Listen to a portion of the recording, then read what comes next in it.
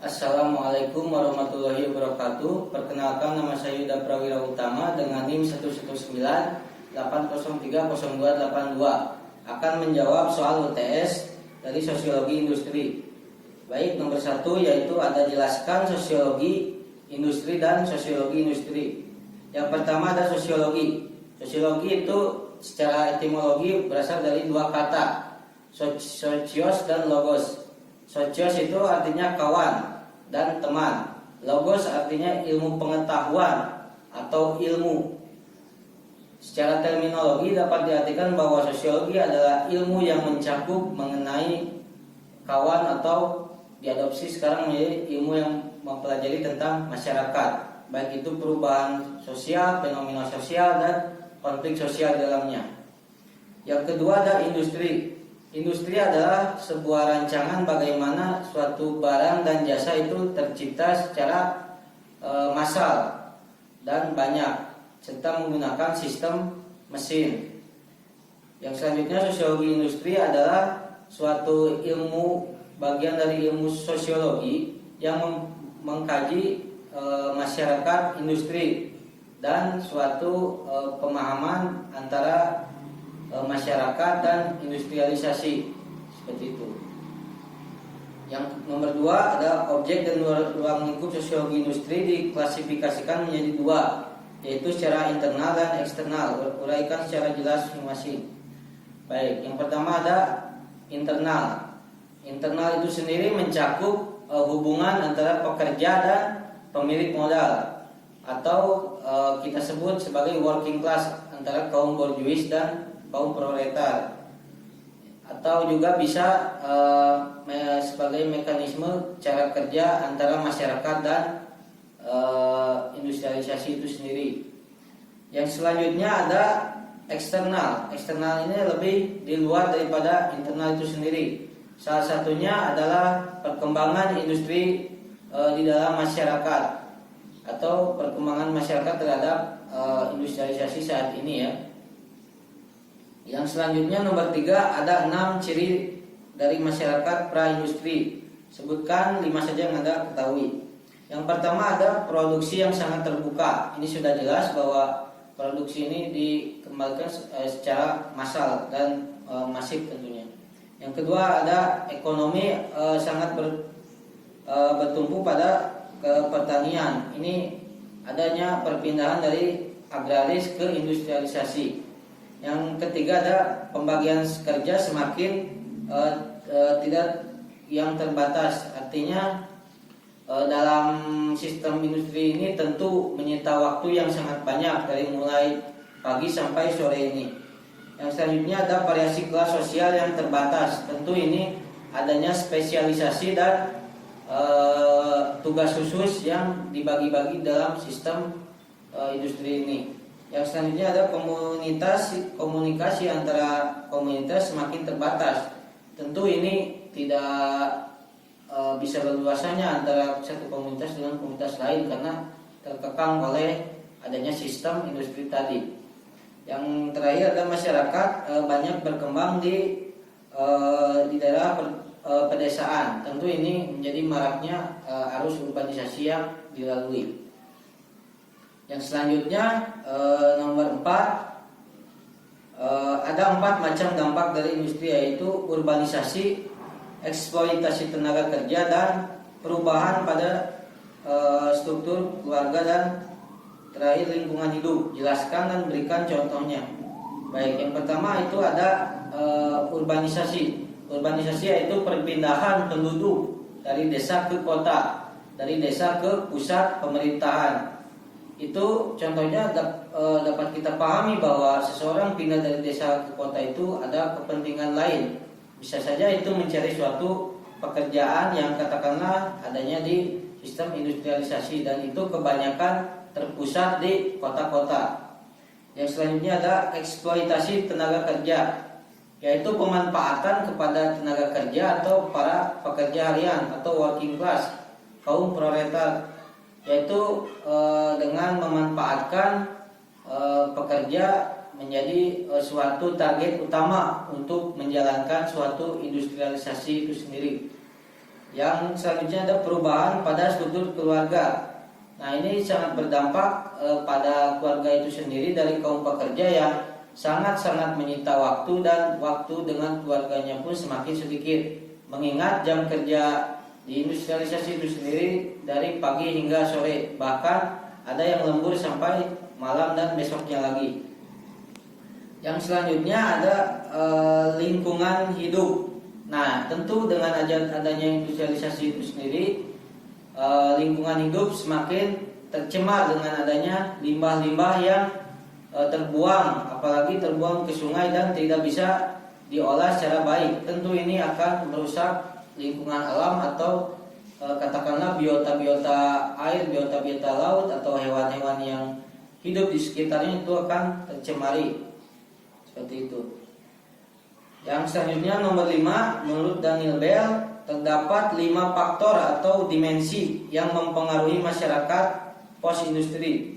Jelaskan dan berikan contohnya masing-masing.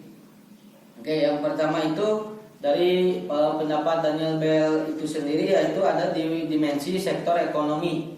Sektor ekonomi ini perpindahan memang dari awalnya sistem agraris menjadi sistem ekonomi yang serba menjalankan sistem barang dan jasa. Itu. Yang selanjutnya ada dimensi lapangan pekerjaan, yaitu lebih menggali mengenai keunggulan atau tahapan-tahapan spesialisasi, yaitu seperti adanya kaum proletar dan kaum borjuis, kaum pemilik modal dan kaum pekerja, seperti itu. Yang selanjutnya ada dimensi dimensi masyarakat pos industri, yaitu di mana adanya industri ini mengakibatkan ilmu pengetahuan menjadi lebih kompleks, lebih berkembang dan sangatlah luas cakupannya, seperti itu. Yang selanjutnya ada dimensi mengendalikan teknologi. Tentu dengan adanya di era industri ini, tentu pemanfaatan teknologi haruslah sangat-sangat bisa diuntungkan, bisa diolah atau bisa dimanfaatkan. Jadi tidak hanya sekedar dipakai saja. Tentu ini harus ada pengembangan dan riset-riset tertentu di dalamnya, seperti itu. Yang selanjutnya, soal selanjutnya yaitu mengapa persoalan buruh di Indonesia selalu melakukan protes, demonstrasi baik kepada pemerintah maupun kepada pengusaha. Jelaskan apa sebabnya dan bagaimana solusi menurut Anda. Ya, ini menjadi suatu dinamika sosial yang tidak henti-hentinya terus dilakukan. Mengingat dari tahun ke tahun, dari zaman ke zaman, aliansi dari serikat buruh atau kelas pekerja ini tiap tahun selalu diiringi dengan demonstrasi-demonstrasi. Adanya beberapa poin yang inginnya kebebasan dan tentunya kehidupan yang maksimal dan terpenuhi oleh kaum pekerja tersebut, yaitu setiap setahun pasti ada saja yang mengajukan aspirasi atau demo-demo dari para pekerja. Tentu ini menjadi suatu polemik ya, atau menjadi suatu ironi di dalamnya. Karena mengapa? Karena para kaum pekerja ini belum merasakan kehidupan yang sangat-sangat baik dari dulu sampai sekarang, mungkin masih belum maksimal. Oleh karenanya itu menjadi suatu tuntutan yang sangat besar ya kepada para pemilik modal atau yang mempekerjakan para pekerja untuk selalu mensejahterakan kaum pekerja itu sendiri supaya memperoleh kehidupan yang sangat baik. Mengingat dari tahun ke tahun masihlah selalu diiringi dengan demonstrasi, aksi protes terhadap aliansi petinggi dari kelas pekerja tersebut.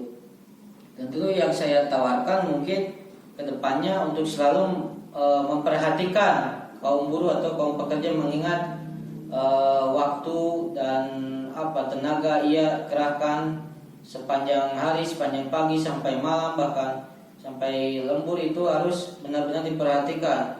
Oleh sebabnya saya berharap kedepannya untuk selalu lebih ditingkatkan lagi seperti itu. Baik, yang terakhir nomor 7, pertumbuhan kerugian menjadi industri melalui 3 tahapan, yaitu sistem domestik, manufaktur, dan sistem pabrik. Jelaskan dan berikan contohnya masing-masing. Yang pertama ada sistem domestik. Sistem domestik ini lebih atau bisa disebut dengan home industry atau industri rumahan. Jadi lebih kepada aspek pemasaran dari rumah masing-masing, dari tempat masing-masing. Cara kerjanya pun tidak terlalu rumit karena itu dihitungnya per hari, dan kalau misalnya ada pesanan atau distribusi masuk itu langsung dikerjakan di hari itu, dan itu sistemnya masih distribusi kecil-kecilan ya, belum merembet ke sistem yang lebih besar. Dan pemilik home industry itu sendiri hanya memantau saja ke tiap-tiap tempat, dan itu merupakan salah satu ciri dari adanya sistem domestik. Jadi masih terpusat di satu titik. Yang selanjutnya ada sistem manufaktur. Nah, manufaktur ini mulai naik lagi ya, adanya sistem mesin. Dari awalnya dari bahan mentah menjadi menjadi barang jadi dengan menggunakan sistem mesin. Nah, itu biasanya si pemilik toko itu mempunyai tempatnya lagi, dan itu tentu antara si pekerja dan si pemilik toko itu satu rumah ya, jadi keakrabannya mungkin masih dekat, dan itu merupakan salah satu sistem industrialisasi. Yang selanjutnya adalah sistem pabrik. Nah, sistem pabrik ini sudah meluas, mengingat ini sudah massal dan masif, distribusi kemana-mana, dan para pekerja cenderung banyak, sangat banyak, dan pemilik pemilik modal tersebut tidak bertempat tinggal di pabrik itu, jadi saling terpisah. Sistem pabriknya ditempatkan di sini, distribusinya juga banyak, dan si pemilik modal tidak bertempat tinggal di sana. Dan ini menjadi suatu poin yang sangat penting dari sistem pabrik. Jadi pemasarannya semakin massal, dan tentunya distribusinya sangat banyak ya. Nah, mungkin itu yang dapat saya sampaikan. Lebih kurangnya mohon dimaafkan. Billahi taufiq wal hidayah. Assalamualaikum warahmatullahi wabarakatuh.